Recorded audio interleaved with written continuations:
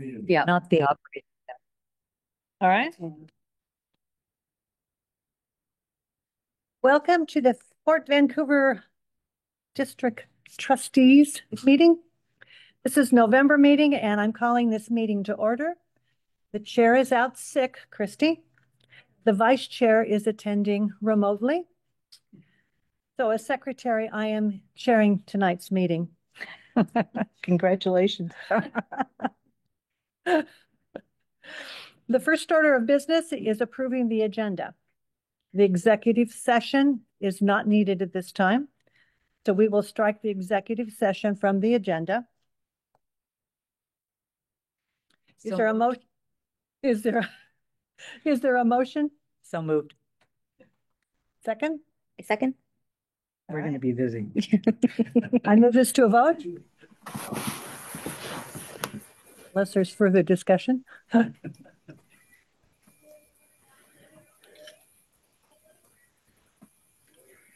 Olga Hodges, Aye. Christy Morgan is out, so Mary Williams, Aye. Maureen Coffey, Aye. Marianne Duncan Cole. Here. Aye. We move to approve the data. The date would be July, or where are we? November 18th. Agenda as approved. There are no announcements. And now we will open for public comment. You have 2 minutes to speak. If you would come and stand on the green X. No clapping, no noise between or during the speakers. Please, no inappropriate language. Please be respectful to one another. No playing or recordings or videos during your comment, and make sure that you say your name and the city that you are from before you begin. First online is Kathleen Gardner.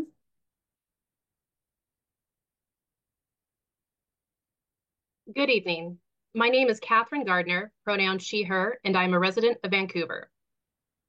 Well, here we are, friends, sliding further into the worst timeline, where we are on the cusp of losing a lot of our creative and intellectual freedoms because some folks would rather ruin things for everyone instead of trying to admit that they're afraid because they don't understand everything.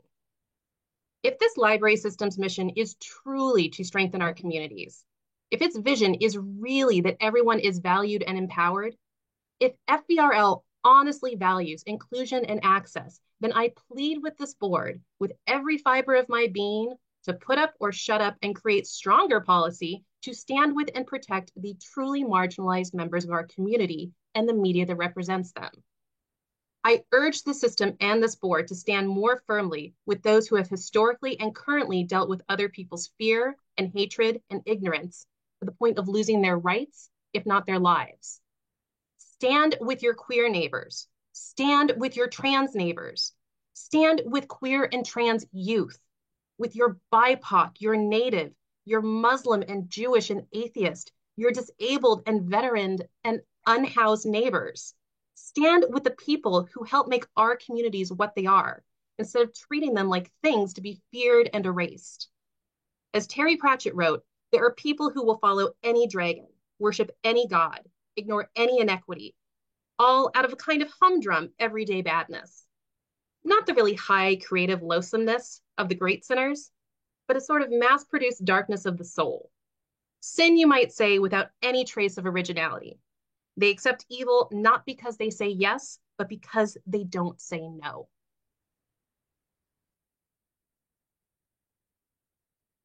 Next we have online Jude. Hello. My name is Jude. My pronouns are he, him, and I appreciate you guys for giving me the opportunity to speak tonight. Libraries are more than just buildings filled with books. They're pillars of our community and spaces where everyone is welcome and has access to knowledge and resources. The principle of equity ensures that every member of our community, regardless of age, background, or belief system, has access to diverse materials that reflect a wide range of experiences and perspectives. That's not just a commitment to fairness, it's a recognition that our community is strongest when all voices are represented, and it reflects the value that books are important to us as a society, right? Banning books undermines this principle of equity and representation, which is why I really appreciate that you guys haven't banned books and that you continue to provide materials that are diverse and very representative. Because we do know that there are places that are banning books. And by removing books that address the complex or challenging topics, we deny individuals the opportunity to engage with ideas that might expand their understanding of the world. Every reader has the right to decide what's appropriate for them and their children, but no one should make that decision for others. Libraries empower individuals by offering choice, not censorship. Let's reaffirm our commitment to fostering a space where learning, curiosity, and inclusivity thrive, and let's ensure that the library continues to be a beacon of intellectual freedom and a safe space for all. This is especially important in today's uncertain political climate, where debates over education and public resources are becoming increasingly polarized. It's important to stand firm in our commitment to intellectual freedom and equity. Libraries have long been a place of stability and trust, and we must resist external pressures that seek to divide our community or limit access to ideas. Libraries should remain a haven for open dialogue, learning, growth, regardless of political winds. Thank you. Next up online, we have Emily. My name is Emily and I use she, her pronouns, and I'm a resident of Vancouver. Thank you for letting me speak here tonight in support of equity and diversity at our FVRL libraries. I'd like to take a minute to acknowledge the importance of meetings such as this and the role they play in community involvement. I know I myself and many members of the audience here tonight feel as though the world is spiraling out of control and there is seemingly nothing we can do about it. Especially since the events of November 5th, we have been bombarded with images of hatred and bigotry, so much so that it has become paralyzing for many of us, and some folks have committed to leaving the country for fear for their and or their families' well-being. In times like these, we are made to feel small, insignificant, and like we can't change any of it. Meetings like this are how we change things. It starts with protecting our own community. This meeting isn't screaming into the void where nobody can hear us. And because you can hear me, board members, I want to make a statement about the hatred and bigotry in our own backyards, and it's showing up in rooms like this one. I've been to many of these meetings now, and every time I've listened to people advocating for things like book bans, anti-pride, and other pro-fascist ideologies under the guise of protecting children. You, board members, have the power here to stop these ideologies from spreading to libraries, which are a cornerstone of our democracy. Libraries are sources of hope for many of us, and you have the ability to keep it that way. Events like Drag Queen Story Hour and literature that promotes gender inclusivity hold no evidence of being harmful to children. In fact, they are known to promote empathy, understanding, and compassion.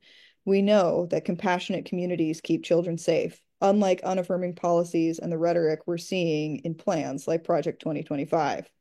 Do not yield to hatred. Do not yield to bigotry. These voices may be loud and demanding, but they do not speak for all of us. These voices are rooted in fear of what they do not understand, and those of us who do understand that more rights for others does not mean less rights for us are pleading for protection. Please, board members, help us keep our libraries safe. Thank you.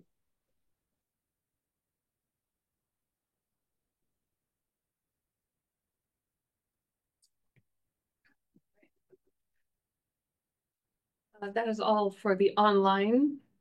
In the room, we have Randy Schmidt, followed by Margot Logan, followed by Gary Wilson. Starting with Randy. Which way do you want us to face? Green face the board. Thank you. So thank you for letting me address you today. So first of all, I want to say we're not saying this out of fear or ignorance.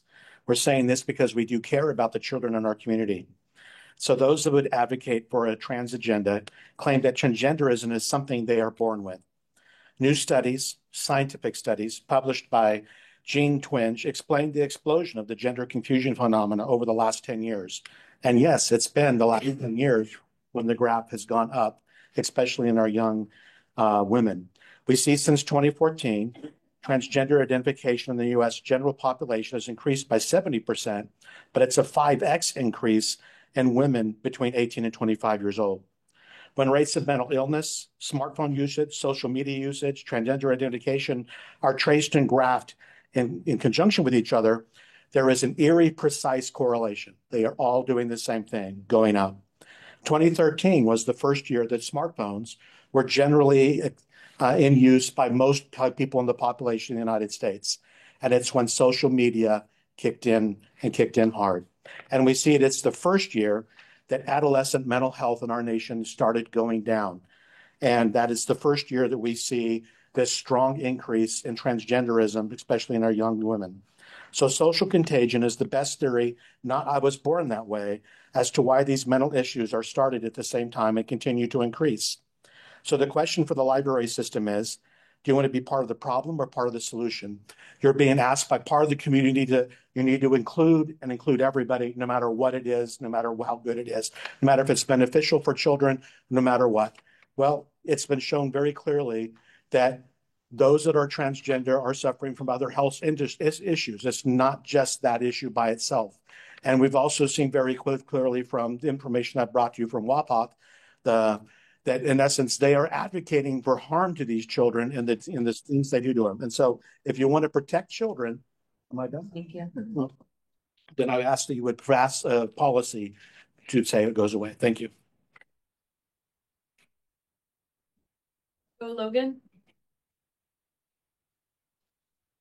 Well, hi, I'm Margot. I'm from Portland. I'm a former CPS investigator out of DSHS, and I didn't have time to buy a new book, but I would recommend The Franklin Cover-Up: Child Abuse, Satanism, and Murder in Nebraska. This was the child sex trafficking that finally got exposed coming into the late 80s, early 90s.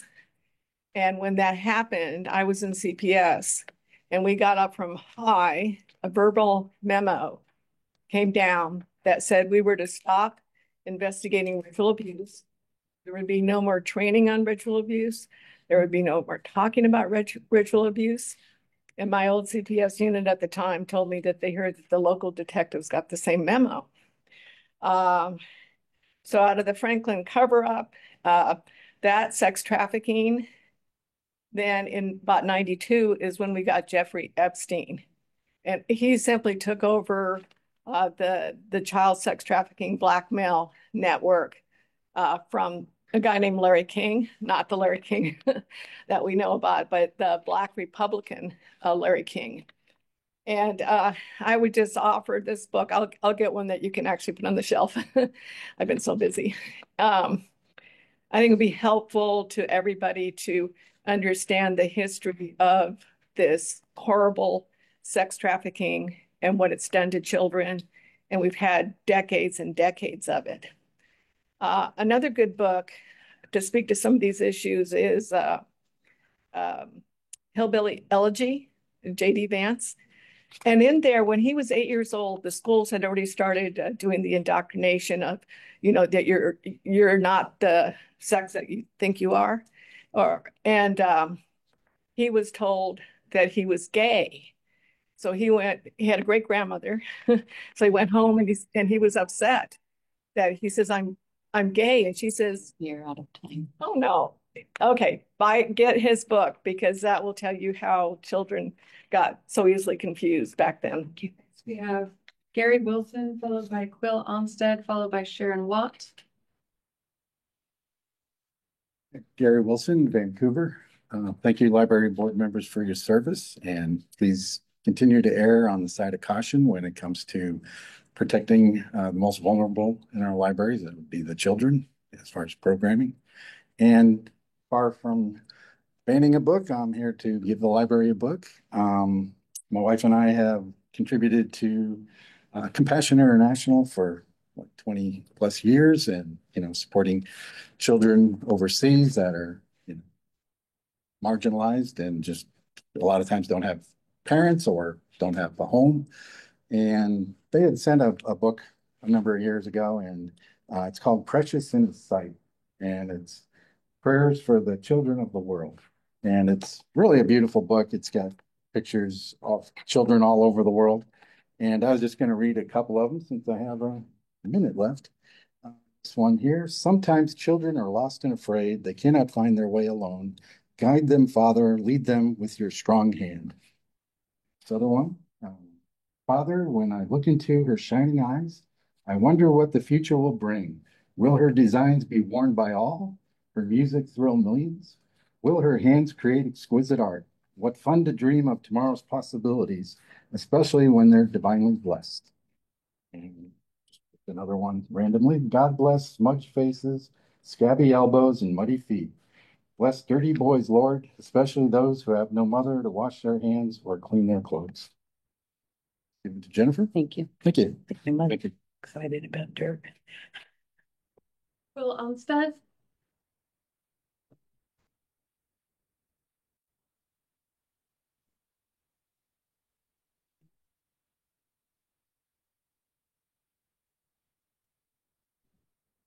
Hi, my name is Cole Onstead, and my pronouns are they, them. I'm here to speak in support of Drag Queen Story Hour as a genderqueer member of the library community. That last sentence has new weight after November 5th, 2024. Donald Trump won the presidential election, and across the country, the LGBTQIA+ community is bracing itself for what that means. Nikki Giovanni wrote a poem, Allowables, and the ending has always resonated with me. I really wish it didn't. She said, I don't think I'm allowed to kill something because I'm frightened. I know it is coming. I've heard it from Trump's speeches, from reading Project 25, and most of all, I've heard it in these meetings for the past 5 years. It seems to me, opponents of Drag Queen Story Hour must feel so triumphant right now. In the coming years, libraries are going to be more vital than ever. They stand as a testament to democracy and freedom of speech. The ALA has already vowed to defend intellectual freedom and access to information. You as nonpartisan board members will play an important role in that. You serve everyone in the community. Insisting that your own needs are the only needs anyone should have is an act of violence. Drag Queen Story Hour is a vital program that teaches kids about gender identity in an age-appropriate manner. Parents who do not approve of Drag Queen Story Hour do not have to bring their children to any Drag Queen Story Hour events. Please allow the staff of FARL Libraries to present Drag Queen Story Hour and have the district live up to the ideals espoused in FARL Libraries' equity statement. Thank you for your service to the community. Next, we have Sharon Watt, followed by Ann Bauer.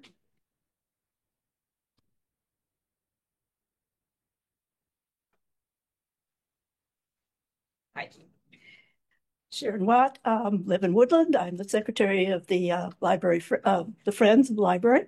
And so I've been with this fundraising effort for the whole 10 years.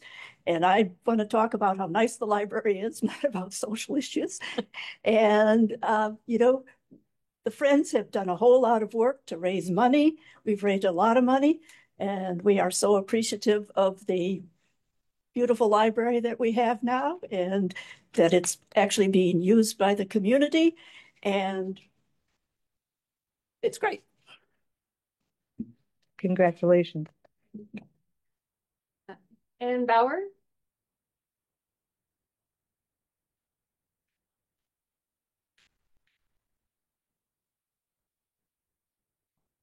Okay.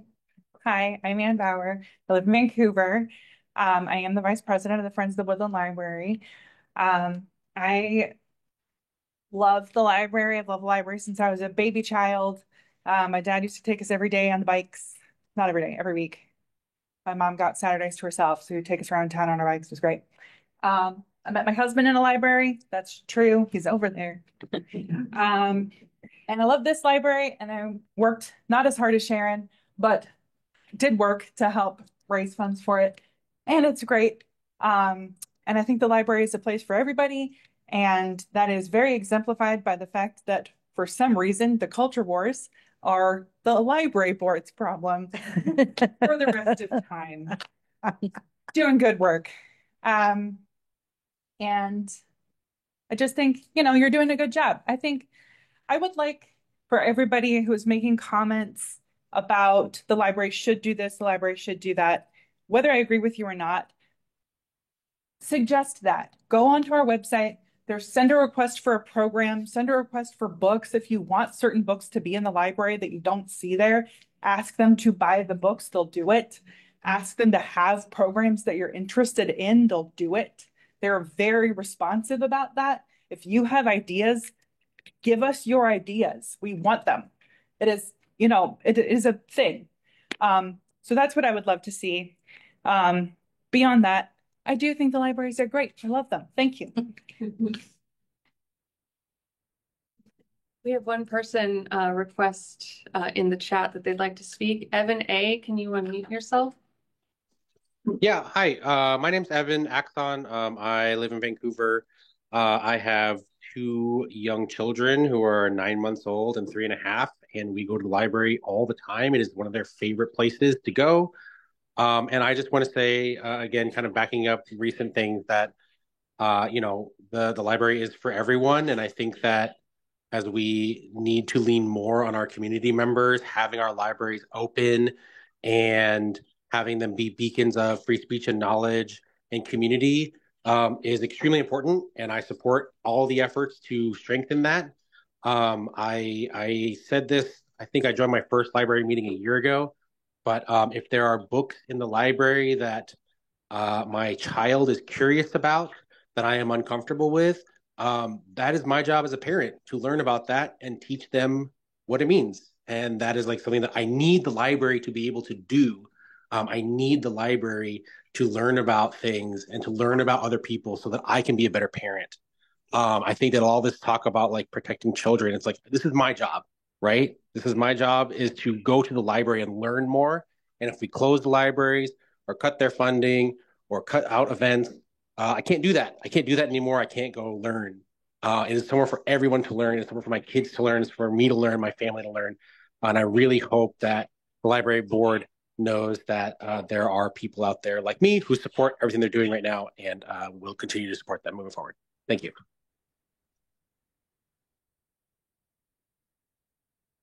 Would anyone else like to make a comment? We have extra time. No? All right. Well, thank you. I'm closing the public comments at this time. Thank you for your participation. Consent agenda. Approval of the October 21st regular meeting minutes and approval of claims. Is there a motion to adopt the consent agenda as presented? So moved. Is there a second? Seconded. Is there any further discussion?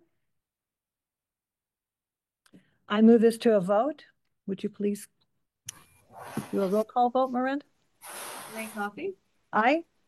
Mary Ann Duncan Cole. Aye. Olga Hodges. Aye. Mary Williams. Aye. All right. Thank you.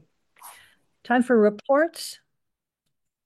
Alicia and Jennifer. Before Alicia begins, I want to introduce you to Julian Mendez, our new Director of Communications and Marketing. And Julian, come stand on the green X.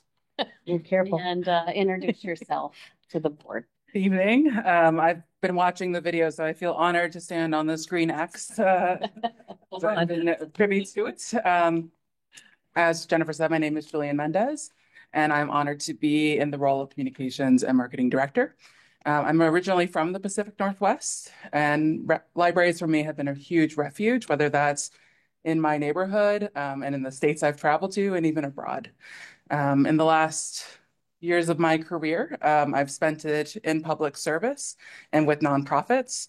I'm a proud AmeriCorps alum, and so I was living in Maryland, and I served as an AmeriCorps member in the Baltimore City area with nonprofits to make the community even better. I served at the Governor's Office of Maryland in service and volunteerism, shining a light on all of the different things that the community did to make it better. And most recently, I worked at an independent school where I found ways to build stories and connect community in order to shine a bright light on the learning and the connection in the community that was being built there. I'm very excited to be in the library world. As I said, it's a passion for me personally, but now I get to do the other side of it and bring the work to life. I'm excited to shine a light on all of the great value that the library offers, both in its resources, in its connection, in the stories that unite us. And so that is the privilege and pleasure that I have. And I'm excited to be here doing that work. So great to meet you all. Welcome. Thank you. All right, great. Hello. Just want to highlight some of the great programming and outreach that all of our branches are doing. You all have the report, but again, I'll just highlight a few things. Battleground had Humanities of Washington. We're able to come and present on And it has Pockets, the Battle for Women's Clothing Equality. That was a really popular presentation. This story, I think, is just really lovely. Cascade Park, they had a family that was moving to Vancouver, and they came in their U-Haul. It was going to take them several hours to get their keys. So what they did in that time was they came to the library to get their library card, even before they got their keys to their house. And this is what libraries mean to people. So I think that was just a really great story to highlight. We do presentations and programming on all sorts of topics, and some of them more serious, but there's also other really fun ones. La Center, if you've ever seen the food show Nailed It, where people try to recreate something, it's a great show. But they did a program on that was really, really successful. So they gave attendees 35 minutes to replicate book covers on Rice Krispie treats. So that was really great. Hungry Caterpillar, Cat in the Hat, Chicka Chicka Boom Boom, and Don't Let the Pigeons Drive the Bus. So I just, again, thought that was something really fun to highlight. Vancouver, the Friends Group held the Art for Art fundraiser, was October 4th. And again, it celebrates local talent and also supports the Friends for the Vancouver Community Library. They raised over $4,000. So that was a really, really successful event. They also had an author talk. This author was featured on KATU promoting both her book and the talk at Vancouver, Belen Medina. And she's the author of Daughter of the Light-Footed People. So that was really successful as well. Three Creeks hosted a library program on AI and ChatGPT. Overcapacity attendance, which is great. So lots of folks really interested in those subjects. So really just trying to figure out what the community needs and wants. Again, I think this story from Vancouver Mall is just another way that we help community members, people just coming in to do print jobs or to do faxing. And we had a patron that was really grateful that they could provide the support she needed to get a print job done. So I thought that was great. And then another one from Washougal, a local author, the Blind Woods, he calls himself the Blind Woodsman. He gave an author talk on mental health awareness, disability advocacy, art, and a new book that he wrote, which is the same title, The Blind Woodsman. And it chronicles his story of how he overcame blindness and addiction to become a master woodworker. So just highlighting those stories in the local communities, I think, is really important as well. And then just one from our outreach and community partnership group, our programming staff. They are providing tours of our Vancouver location, and they presented on library resources and programs. And the attendees were registered students from Clark College's ESL program. So getting those students into the library to see what resources we have that can be helpful to them. So our program was it again? They're from Clark County ESL, English as a second language. Didn't hear that. Yes. And yeah, that's all I have. On page 31 of your report, I wanted to talk a minute about my favorite topic. Money. Library card holders. No, it's not money, it's library card holders. So October was an excellent month, mostly because of this new library sitting here. We had over 474 cards issued last month, and most of them came up. I'm sorry, we had over 2,800 cards issued, but it was an increase of 474 over last year, same time.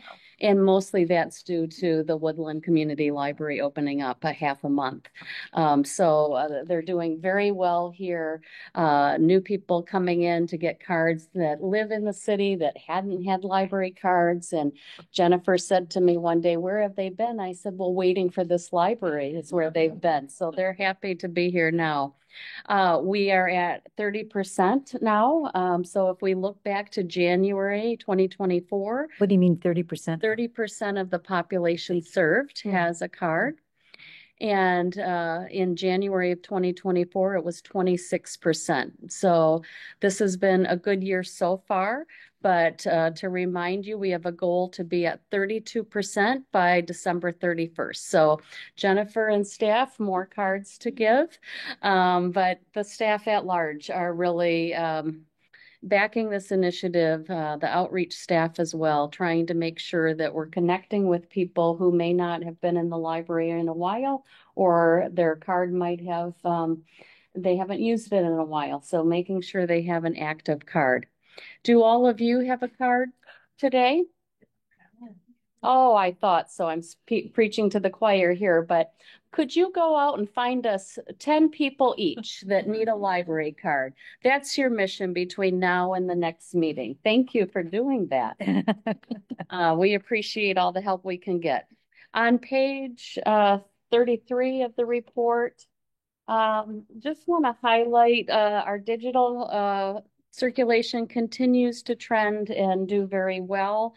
It's 5.6% of our overall circulation in October of 24 over October of 23. And if we look at just checkouts in October of 24, digital collections represent 58% of first-time checkouts and 40% of total circulation. So it's tending to be very strong and continuing to grow. So that's a good sign. I also wanted to take a minute to point out our Quick Attack and Scamanio bookmobiles, which had large increases year over year. Skamania had a 46.5% increase in checkouts year over year in October. So the staff out there are doing very well. We actually had bookmobile driver training in September. Maybe that's helping. They're getting places faster. I don't know. But they're doing great work connecting to new sites, re-engaging in sites they've been going to. And I think it just shows the need for that service out in our rural communities. On page 37, I want to highlight for the foundation that Giving Tuesday is coming up December 3rd. You can give every day, so don't worry about that. Don't worry if you don't remember December 3rd, but if you do, put it on your calendar, December 3rd, whether you can give 75 cents or $7.5 million. And why am I saying 75 cents or 7.5? Because we're going to celebrate 75 years as a library next year. So everybody can contribute and help the foundation raise money to enhance our services. So this tells you all about how to go online and give to the foundation on Giving Day. Make it their best giving day ever, and that helps the library. So 75 cents. Can everybody give 75 cents? I'll wait for an answer. Yes, ma'am. Oh, thank you. Thank you. We look forward to adding all those up. In great news, we had a wonderful, as you know, we talked about this a little bit last month, Authors and Illustrators dinner in October, but we now know that the foundation was able to raise approximately $65,000. It's their biggest fundraiser of the year, and that $65,000 will support lots of our programs in outreach in the coming year. So thank you to the foundation for all of your hard work and great program. And that is all I have. All right. Thank you very much, Alicia and Jennifer. We won't do any library card number quizzes tonight. We have another Jennifer that's going to tell us about this beautiful building. Jennifer Hahn. Sit or stand, either way. Oh, I'll sit then. Then they're not looking at my back end. All right. The Woodland Community Library Report. Thank you. My first slide. Welcome to Woodland Board of Trustees. I'm so glad you're here. I'm Jennifer Howen, branch manager here at Woodland and at the Yale Valley Library District. So this past year has certainly been a year of transition for the Woodland Library. Moving into the new library was so eagerly anticipated by our community, the regular patrons, and of course our staff as Bremick Construction started their site work in October of 2023. So it's been a whirlwind year. And especially want to thank you, board, for all the approvals that you have done along in the process through this. The building is finally opened and being used well by our community of Woodland because of all the people who supported, helped, managed this project. It was so fascinating for me to watch each stage of the construction. And I'm just, again, thank you for allowing me to be such an integral part of this project. I've loved the whole thing and I'm very proud of all of us in our new library. And maybe we'll just pause for a minute there, Jennifer, and ask Dave Josephson to come in. Dave? If you can just come in and stand up. Dave wasn't able to be here for the library opening because he was at a fleet and facilities conference.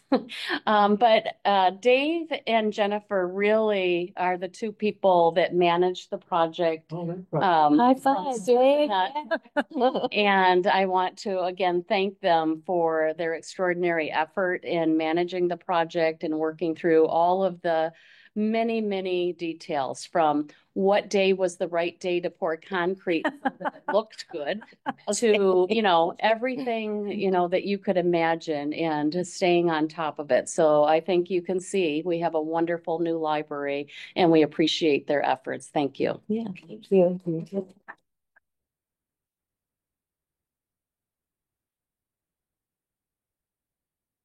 Well, couldn't have done it without the Woodland staff and their support.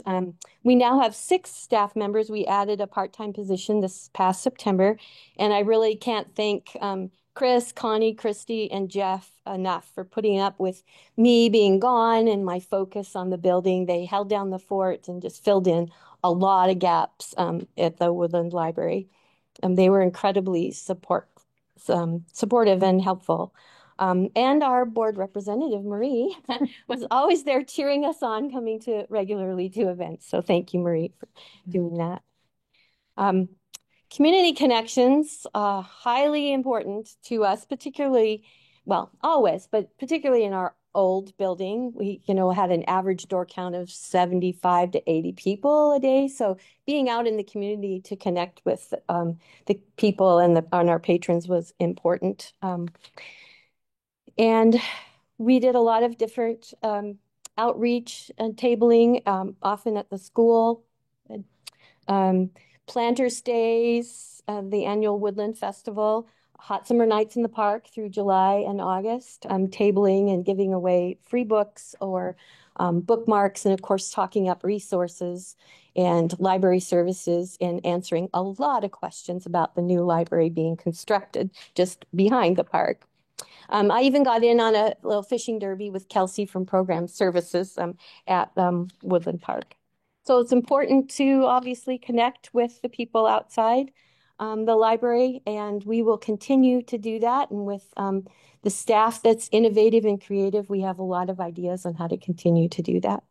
Our Summer at Your Library programs are always well attended and very highly anticipated by our patrons in the community. So we had the Museum of Curious Things. About 150 people came and walked through the Airstream that's, as the proprietor says, full of very weird things. So I know it's going to be at 3 locations this coming summer, and it's worth taking a peek at.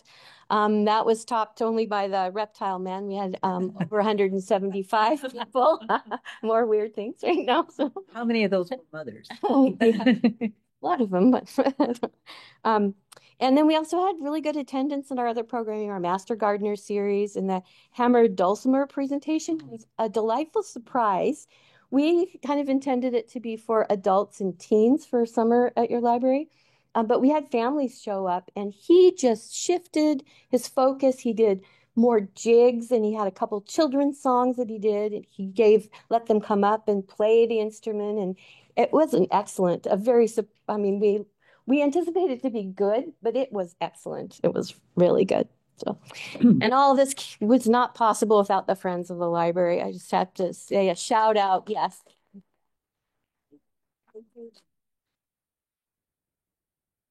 Thank you to Sharon and Ann for commenting. They continue to work and support the library in so many ways. The annual fundraiser, our Love Your Library, being held in was held in April 2024. It raised over $40,000, which was just a lot of hard work, but a lot of fun too. And then their book sales, a holiday sale, are also events that the Friends and the Foundation, of course, led by our intrepid Judy Musa, who's always there and lending a hand and hauling things in her van to unload and set up. So we, again, appreciate all of the support. Couldn't have done it without them. So this year we were also honored to receive the Vancouver Business Journal's Community Catalyst Award, and Alicia and Dave were on site to get that award for the innovation of our new building as our project. So we were glad to have that. And also thankful that we were closed for 3 weeks. We used every minute of it very wisely. It was kind of all hands on deck to get out of the old building and then get moved and set up in the new building. And again, I appreciate facilities and IT and all the people that lended a hand. It was the whole FVRL team that made this happen. So yes, a lot of new cards and delighted people getting new cards. And I did ask that question, where have you all been? And yeah, well over 200. I didn't look at the count today, but last week when I got my notes together, it blew us away. Just amazing. And we checked out 675 items just on opening day. And we've tripled. Yes, tripled. So, and it just, our average, going back to our average of cards per month before the new building was 20. And just within, 6 weeks, it's way over 200. Great. So you can look forward to all of the new things that are coming. My wonderful, innovative, and creative and enthusiastic staff is excited to use this space. And you can look forward to partnerships with the Art Chat group and the senior enhancements, programs about filmmaking, expanded learn and play for our younger patrons and families, and technology that we have now, a 3D printer and the technology in our study rooms. So it's everybody's so appreciative. I did have one story I missed when I was talking about outreach. It's worth saying. So our last outreach was downtown trick-or-treating in the Woodland area, pouring rain, very cold. Thousands of kids. Literally thousands. I think they said 2,000 people, but even in the rain, just lined up all down Davidson. We were tabling inside the fire station because we have an inn with the Chamber of Commerce, which is really nice. And we are giving out, we have a table full of free books, gently used books that the Friends set aside and collect for this reason, to give out free books. And there's this mother dragging this about 6-year-old little boy, and he's wet and cold and tired, and she's literally pulling him and he's dragging his feet. And he comes up to the table and he looks up and we say, "You can pick a free book, any book you want." And his whole countenance changed. He went from droopy just to standing up. His whole just face lit up. I was like, oh, I wish I could have videotaped it. It was made everything worth that day, you know. And it's just a good example of what we do from all ages, touching lives with small things. So, all right. Then I have a brief report on Yale Valley. This library's been open for 3 years. And for those, just a reminder, there's a Yale Valley Library District, and they have their own board of trustees. And a little blurb here that they are looking for trustees. If you know of anybody who lives in that area, please twist their arm and have them contact the Cowlitz County Commissioner's Office or talk to us, and we'll make that happen. Unlike this board, it's only 6 hours a year, so it's very minimal. Yes, right. Don't give us good ideas. Yeah. Yale Valley is staffed 15 hours a week, and it runs smoothly and is lovely, and there's creative programming, all because of Leslie Miller. And she's here tonight. Leslie, wave your hand. There she is. Yes, thank you, Leslie. She's an amazing person. We're very fortunate to have her. She splits her time between supervising Yale and the Yakult Library. So she does both our partially staffed libraries, and does an amazing job. The elementary school comes across their playground and through the gate to the library once a month. And they have 52 students enrolled this year, which is a little bit higher enrollment for that school, with a large kindergarten group of 12 this year. So it's good. Leslie issued 22 new library cards to students this September, this fall. And every student gets to browse the library and pick out books and learn to use the library and then do something fun. Also, the Girl Scout group comes in once a month to do crafts, and other people are happy to join, but they're always busy and doing something creative. And again, kudos to Leslie for coming up with great ideas. So if you've never been to the Yale Valley Library, I suggest you take a visit. It's lovely, and the drive is nice, maybe not quite so much this time of year, but and the Friends of the Yale Library are active now. They took a long break after building their building. I think they tired them out, but now they're back and they had an ice cream social this summer to get going. So we look forward to 2025 and all the exciting things that are going to happen in Woodland and in Yale. And thank you again for your support. I'm happy to answer any questions. Are we looking forward to snow like in that picture? Well, I was looking for a seasonal picture and I ran across that. I was like, okay, Leslie, it's coming. No, no. It did snow up there today. Oh, yeah. did it? Mhm. Yeah. Were there any questions for Jennifer? Just from you guys. From the board. Oh, okay. Thanks. Thank you, Jennifer. Thank you to the staff and the friends. And finally, we are here. It's great to be here. Katrina, you are going to give us our financial statement. Thank you. And also I said yes, so. Oh, can you hand this to Rick in the back of the room, please? Sure. Thank you. Thank you.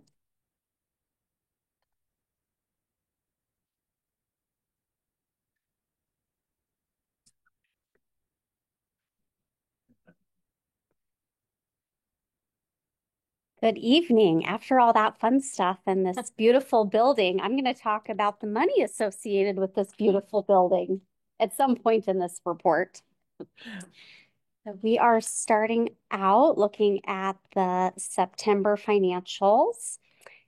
Page 61 of 76 is our statement of cash.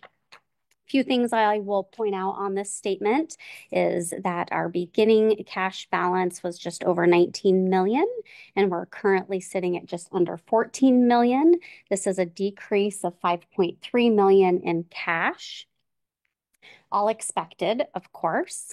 And this also has our current reserve amount, our operational reserve amount, 73,000 shy of meeting our 90-day reserve. Have no fear. We knew that this would happen because of the cadence of our property taxes coming in. So next month, this will be a very different picture. But I point this out because it is critical that we maintain that operating reserve between 60 and 90 days. And that is why it is between 60 and 90 days because of the fluctuation in our cash flow. Something else I will point out on this sheet is for Woodland, you can see that we had designated from reserves just over 4 million, and we have fully spent that as an organization, and then some that we'll talk about later. Moving on to operating revenues, page 62 of 76. All of our recurring operating revenues are meeting or exceeding our expectations year to date based on timing and other influences. So our property taxes are showing at 60% through September. We get a huge influx in October that we will see next month. Other taxes are meeting expectations. Intergovernmental grants and contracts are meeting expectations, and charges for services are exceeding our expectations. Under miscellaneous, there are a few things that I will point out. First, investment interest does continue to do better than we expected, which is great. And then the 3 Woodland areas I will point out, there is a Woodland Friends reimbursement for the project. We are starting to build the foundation for those donations that came in. We have fully built the foundation for the grants that were received for the building. And the foundation reimbursements, it says other project, is also money that the foundation worked to get to go towards the project. And we have started billing against those funds. So we will continue to see those revenues come in throughout the end of the year. Were they special money set aside for the new construction? Thank you. Yes. Unless there are questions, I'm going to go on to the next page, which is our statement of expenses, so page 63 of 76. All of our operating expenses year to date are meeting or exceeding expectations. Most of them are under budget. We'll get a little bit deeper into why the personnel budget is underspent when we talk about budget and planning going forward. But for now, we note that it's at 66% of expected budget. Supplies and library books and materials, we expect to close that gap as we get closer to the end of the year. They're both at 64% of budget. And other services and charges are right on target. And then going down to our capital outlay, overall that is meeting expectations, specifically with the Woodland project wrapping up. Any questions on your financial report for September? You anticipate some changes in wages in that with the new construction, the new buildings and that? Okay. No, we added one part-time position to this building for its opening, but we've had several key vacancies over the full year. So positions were funded for the full year and they were unfilled for most of the year. So that's why we're about 9% under budget at this point. If all positions were filled, we would be right on track. Thank you. Mm-hmm. Wait.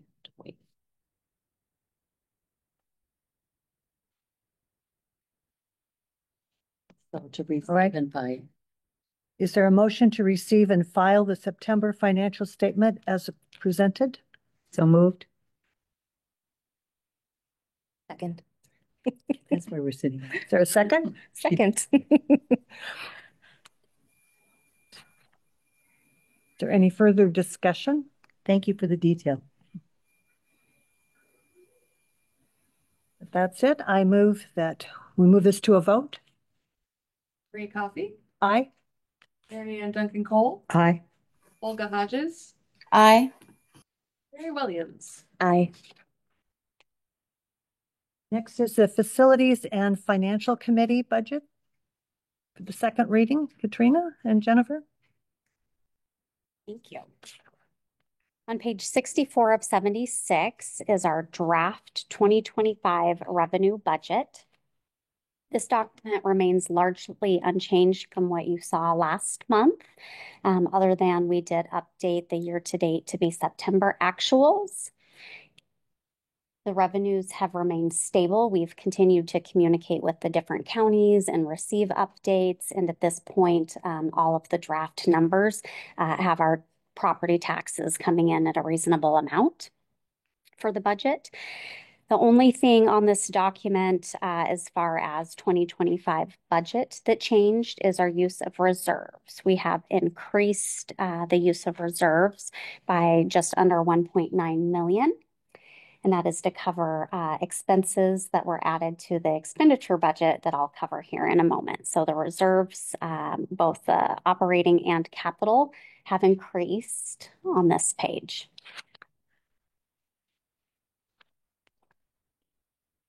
Moving on to page 66 of 76, the expense budget. In line with the use of reserves, this budget has increased just under 1.9 million. Part of that, about 84,000 of it, is under personnel. These are adjustments to the benefits based on new information. There was a rate increase for L&I, a rate increase for paid family medical leave, and a few other rate increases that were worked through the budget. In addition, we've increased library books and materials by $100,000. And professional services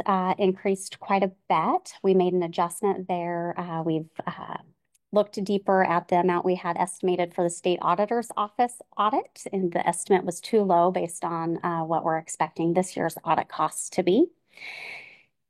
We have a compensation study coming up that needed to be accounted for, and we needed to make sure that the facilities and strategic planning efforts that we were not able to get completed or even started in 2024 were accounted for in the 2025 budget. And definitely a significant increase are estimated elections costs. Those are under intergovernmental services.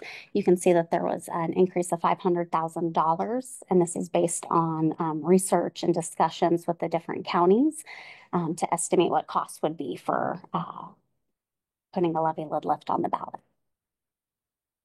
What was it again? 500,000 is the estimate. And then going down to capital, we increased capital outlay amongst buildings non-owned and buildings owned for needed refresh efforts that previously were not accounted for in the budget, and that increased the budget by $846,000.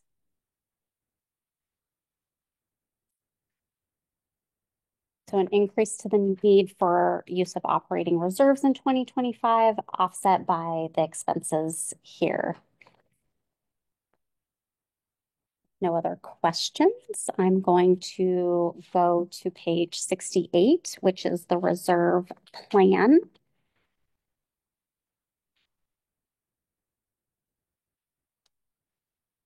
So you're not directly seeing this in the reserve plan. One of the actions we took as we evaluated September year-to-date actuals against the budget and identified where we weren't going to fully expend, primarily in personnel. As Jennifer said, there's been vacancies and a lot of key positions as well as other vacancies that because they were not filled at all or for the full year, we have quite a bit of savings. So with that and other efforts such as not being able to move forward with the facilities plan and a strategic plan, we are anticipating cash fund balance rolling over. So we've increased cash expected at the end of the year and then allocated it accordingly. So we expect to have at the end of 2024 about 19 million. And then we expect at the end of 2025 to have about 17 million. So we're still going to be pulling down. I'm sorry. We expect to have at the end of 2024, beginning of 2025, 17 million. We were previously expecting closer to 15. And then you see that we're drawing down 5 million and ending 2025 with 12 million. So adding this cash, increasing the expenses, and having the additional use of reserves puts us at a net positive impact at the end of 2025 by $642,000. So we've increased expected cash at the end of the year more than what we expect to use. However, as we move into page 70 of 76, can we just, for the record, point out that in 2025, the estimated cash reserve balance at the end of the year of the 12 million only contains 4 million for the Washougal project and 7.9 in the operational fund. So there aren't any other projects that remain at the end of 25 that have balances in them.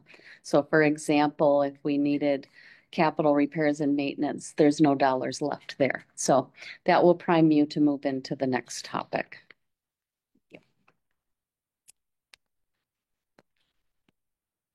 Yes. So along those lines, even though in 2025, this anticipated additional cash and the additional uses gives us a net increase of $642,000. Going into 2026, we still are not going to be meeting our 90-day operating reserve tests at the end of 2026. And you can see that the The green and the reds have not changed from what you've seen previously. The numbers have shifted a little bit, but ultimately, ending 2026, if we do nothing, we still are not going to meet our 90-day operating expense reserve by quite a bit. And 2026 has no capital planned at this point. This is just operating costs. Yeah, and that's significant because obviously with 16 facilities and 2 bookmobile and 24 vehicles, there are always capital repairs and maintenance that are needed. And so to know that in 2026 with this model, yes, we can meet our 60-day operational reserve. So we'll still be paying bills and people on time. There really will start to get really tight and be strategic about, I'm sorry about that, be strategic about how and when bills are paid. And that's what leads us to our future discussion about the levy lid lift, that this is the time. So though it feels and millions of dollars sounds like a lot of money, but what is the amount of millions that we need in our target to continue to pay bills on time? Well, into 2026, we're at 1.4 million short, and then as it projects out, we're not meeting our 60 or 90 days. So to get through 2030, we need at least 40 million. Right. So it's a significant amount. And so for the same level of service, meaning the same open hours, the same staffing makeup, the same expenses that we have, if we don't go out for a levy lid lift, we will be in a position in 2026 to actually cut back hours and cut staff. And we'll talk more about that under the levy lid lift. But this modeling helps you to see that. And the point of there's no capital repair and maintenance from 2026 on will tell you that it's actually a worse picture than what is painted here. How many new staff did we add when we started this new construction 4 or 5 years ago to today's staffing levels? Well, that would be just the city of, or the Ridgefield Community Library that opened. I would have to go back and gather that information for you. That's the only. Yeah, if we go back, to when Vancouver opened, it's going to be significant. But in recent years, it's not at all. In fact, it's probably overall, the allocation has probably gone down in staffing over the last few years. Do you think the new construction made you more efficient, or just that was the way you had to deal with life?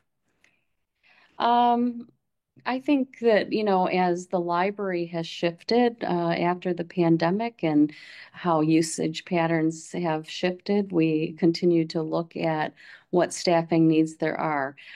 So looking at staffing 5 years ago and staffing today are completely different situations. So being here only a year, we've only opened one library. It's this one.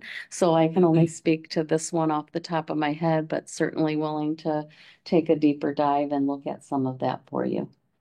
Thank you. Mm-hmm. So there's no vote on this tonight. This will be at the December meeting. There'll be a public hearing on the budget, and then that's when we vote on the budget. I don't anticipate many changes between now and then. Katrina's done an excellent job forecasting and really looking thoroughly at all of these numbers. So it doesn't mean there won't be any change, but it'd be very minimal. But if you have questions now or between now and next month, please feel free to reach out and ask them. Okay. Thank you, Katrina. Absolutely. The next item is the 2025 property tax levy public hearing. The purpose of this public hearing is to provide a brief description of the 2025 levy and the action that the hearing body may legally take. I now invite Katrina to introduce and explain the 2025 property tax levy for the public hearing. Katrina? Thank you. Annually, we are required to tell the counties that we would like to increase by our full 1% or not, if that's what we so choose.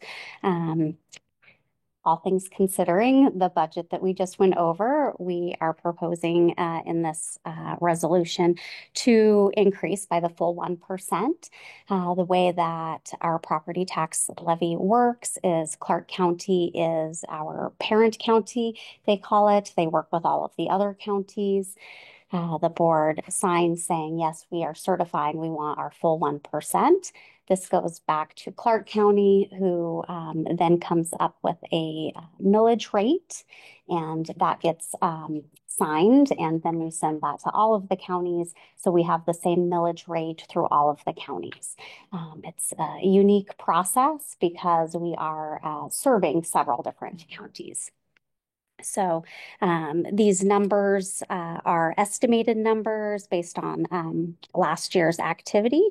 So we assume that the 1% increase is going to be about $285,000. However, it could be more than this or it could be less than this, depending on how the millage rate is vetted with Clark County. Thank you. And then this is exclusive of new construction that gets added in as well. It's not an easy read. No. I read it twice thinking, oh, shoot. Okay, I now open the public comment portion of the public hearing of the 2025 property tax levy. The ground rules for the hearings are: the public comment portion of the public hearing will be set to 30 minutes. Each individual will be allowed 2 minutes to speak during the public comment portion. Please avoid repetitive comments, unruly behavior. If there's a group, please ask one person to be the speaker or representative. Each person may have up to 2 minutes to speak. Okay? Anyone?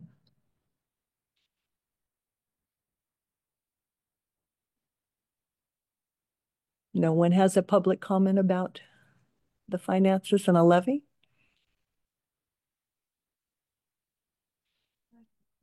Anna? Thank you. To stand up? You have to please. come up to the X.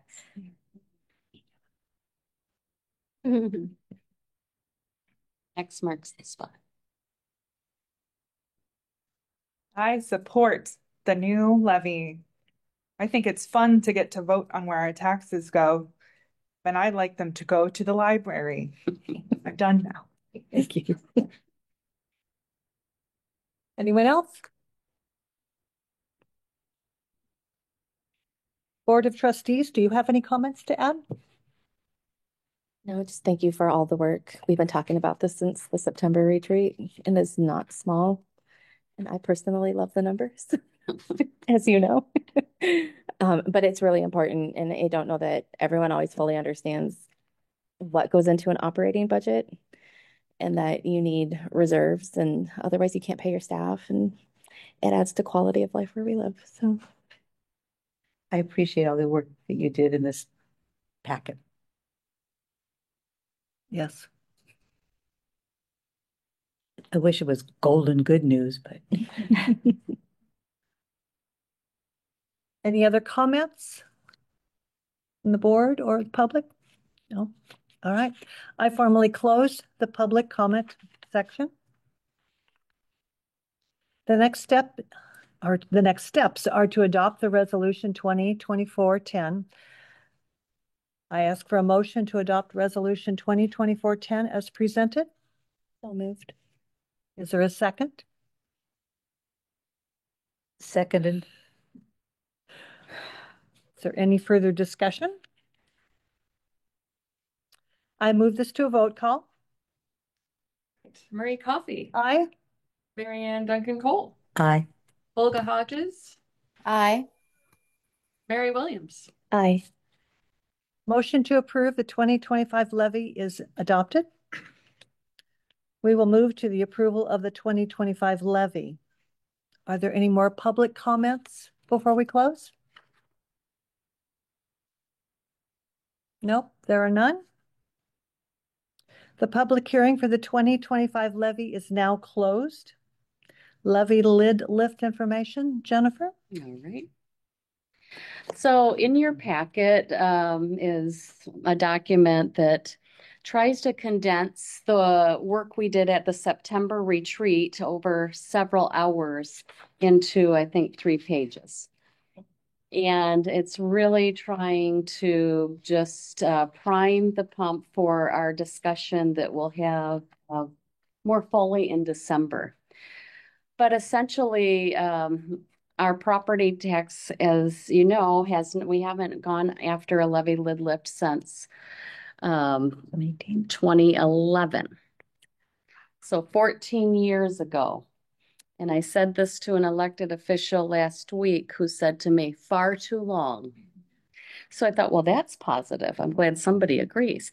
But we're at the point where our revenue is going like this and the expenses are going like this. And to continue to offer excellent services at the same level and even to improve services, we're going to need to ask the voters to lift us back to a levy amount, and that's what we'll talk about next week. Statutorily, we can collect 50 cents per $1,000 of taxable assessed value. This year, 2024, we're at 27 cents per $1,000 of taxable assessed value. So quite a difference between 27 cents and 50, and that will be the subject of our discussion next month. You also heard Katrina say that we've added $500,000 to the budget for the election. That's obviously dependent on you voting to put the issue on the ballot next year. But when you think about, we haven't asked in 14 years. We went up to 50 cents 14 years ago, and it's taken this long to get to the point where we need to go back. How often do you want to spend $500,000 on an election? Mm-hmm. And so there's lots of factors to consider. Obviously, we will need to produce financial modeling that says what we will do if we pass the levy, whatever rate we ask for, what that means for our service and our libraries.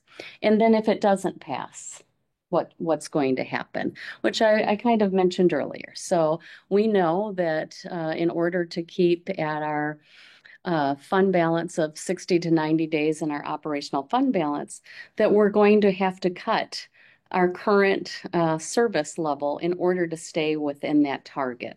So what we will be doing over the course of weeks and months is putting together those plans so that we can say, in order to save $1 million, it's going to equal this many hours of cut open hours, reducing open hours, and this many staff hours. So the reason that it costs money to open the libraries is because our great staff open them. That's the major cost that's involved. So in order to save money, we would have to lay people off in order to save that money. So in order for you to and all of us to be able to talk about why the levy lid lift is needed and what happens if it passes, what happens if it doesn't, we will have to provide a lot more detail in the financial modeling.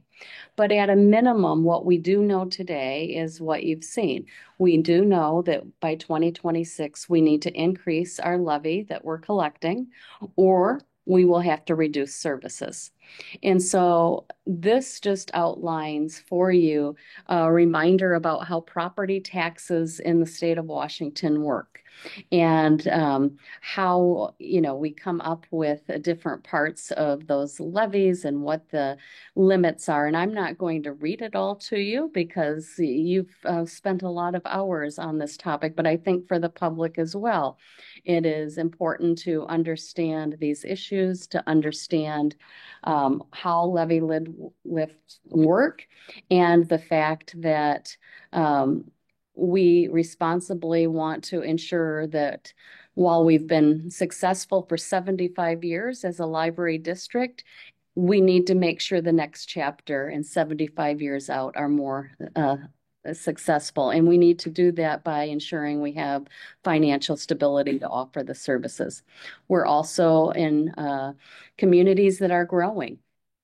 And that means there's more demand for service. And so as we go out next year for our strategic planning process and also our facilities assessment that needs to be done, what we're going to learn is where libraries are needed that we don't even have, in areas we don't even have. Yeah, Mary Ann wants to shush. But the point is that there's lots of ways of looking at that. And I think that if you don't have a plan, it's very difficult to figure out where the roadmap goes. And that's why it's time to put a plan together.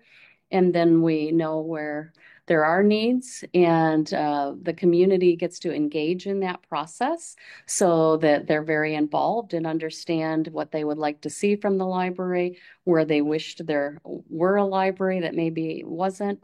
And even we have bookmobile service. We have 2 bookmobiles. Is that enough?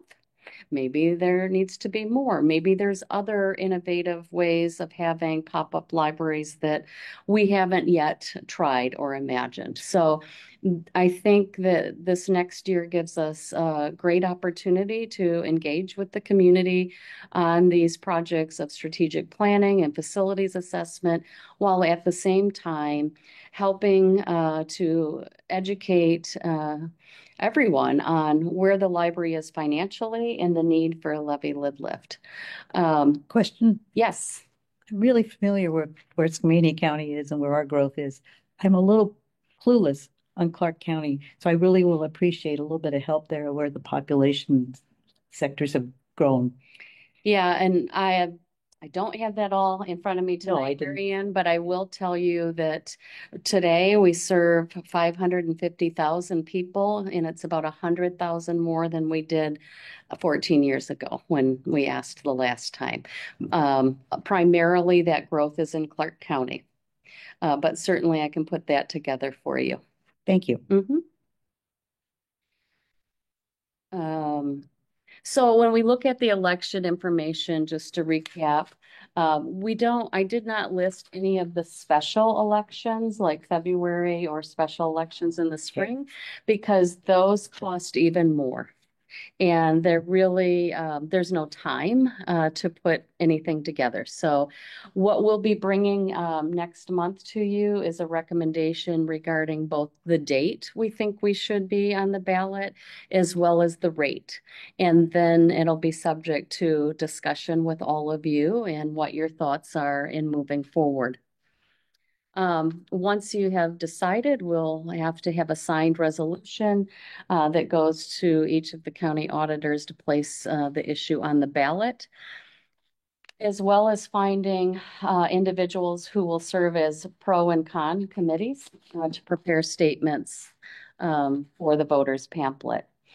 And then any other forms that are needed. So there is a process, and I also have the filing deadline depending on that election date. So we will talk about that more at our December meeting. And then based on the boards, we'll move forward. And then staff will dig in to develop detailed financial and service impacts related to the levy lid lift and have an information and communication plan. Once we've decided we're moving forward, we know that we have to be out everywhere in our 4,200 square mile district to talk and connect with people and present to anyone that wants to listen on the critical nature of this request in order to continue, again, library services throughout our district. And so I think that the world is not perfect. The world is very complicated, but we have a great opportunity to connect with our community and talking about finances, but also in talking about strategy and where the library needs to do better, what the library could do more of, what the library can do less of. And as we see in public comment, there's varied opinions on that. And the library serves everyone. We are open to all. We work very hard to try to tailor our services and our programs to the communities that we are in. So I wouldn't expect the same programs happening at the Woodland Community Library that happen at the Cascade Park Library. There might be some similar, like we do story times everywhere for children. And that's a really critical part of our early literacy programming. But there's other programmings that might go well here, but they don't go well there. And that's part of what the staff do, is really understanding who we serve and how to put together programming that's going to reach the needs and desires of that community. But strategic planning provides an opportunity for us to ask directly and get more feedback. It can also help guide open hours, asking for feedback of when people would like the libraries to be open. As you may or may not know, the hours were different before the pandemic than they are today. And so there is a need to really be looking at the hours and what people would like to see as we move forward. So there's a lot of great work to do. This year has been, for me, a year of really looking at the infrastructure of the library, of hiring lots of new staff, lots of new faces at the administrative level. And now we're ready to get to work to really plan and work hard to meet the needs of the future of the community. So any questions on this information? Not yet. So lots more to talk about at the December meeting. I thought we were going to drink and party. Thank you, Jennifer. Yes. Next on our agenda, we have the 2025 FVRL board meeting scheduled to approve. Is there a motion to approve the 2025 board meeting schedule as presented? So moved. There is a second? Second. I move this to a vote. Marie Coffey. Aye. Mary Ann Duncan Cole. Aye. Olga Hodges. Aye. Mary Williams. Aye. And just one note on this, typically we build in a retreat somewhere in your calendar. We did not do that this year, and that was intentional because we know that if we're moving forward with strategic planning and levy lidlip, that there is likely to be several work sessions that get scheduled. Those aren't here yet, but plan on having several of those special meetings that would get scheduled as we go. Okay, thank you. We move to adopt the 2025 board meeting schedule as approved. Are there any comments from the floor or for the board?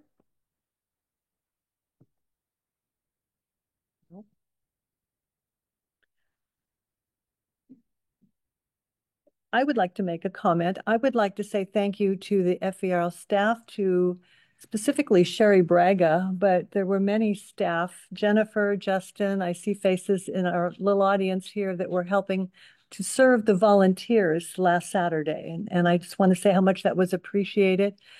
The friends were there. We heard Sharon talk about the finances and how much work has been done. And it was just nice to see a lot of people that just give because they can and they want to, and it was nice to be told that we were appreciated. So thank you very much for that. Any other comments? Hey, Maria, I want to say good job chairing the meeting. You did an awesome job today. And I just want to congratulate everybody on this next little phase with the levy lidlip. It's exciting. It's exciting. We get to do something really big and wonderful and important. And I look forward to more information and education about it. I think we're all going to be pretty well versed over the course of time and have opportunities to represent this and speak up on it, you know, casually where we can. But I'm really excited that we get to go into this next phase of growing the library. All right. Thank you, Olga. Is there a motion to adjourn the November 18th meeting? So moved. Is there a second? Second. Motion to adjourn the November 18th meeting. Thank you for coming. Great thing. Phew. You did great.